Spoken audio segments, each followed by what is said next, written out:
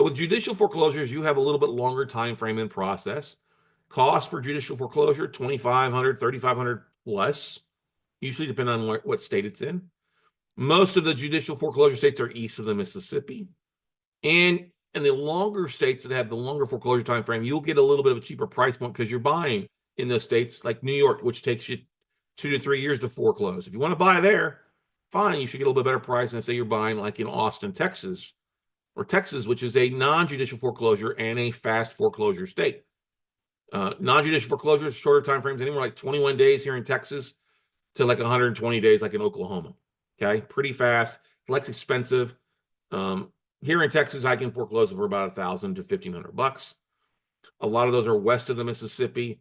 And if you're just focused on some people like, oh, I just want to buy in Georgia and Texas because they're the fastest foreclosure timeframes, you can do that, but they're at a higher price point because of the faster foreclosure process. The banks know these, the lenders know these. Okay. But that's something to think about. Now, I'm not going to sit here and tell you to go just buy in non-judicial states. Some people teach that, and I think that's stupid. Yes, I think that's stupid. Okay. Because if you're targeting cash flow, if you take out New York and New Jersey, which are the two worst states out there, most of the deals that we see, if they're occupied or owner occupied, and they've tried to make a payment, and by basing their due diligence stuff, if what we can buy that note and what they start paying monthly is a decent deal, why not? So I always teach people to buy in like 3 to 5 states to start off with, a couple judicial and a couple non-judicial. Okay. If you're living in Ohio, Ohio is a judicial foreclosure. I like Ohio. I like the Ohio State University area. Okay. I like parts of Cleveland. I like Cincinnati. I like Dayton. I like Toledo.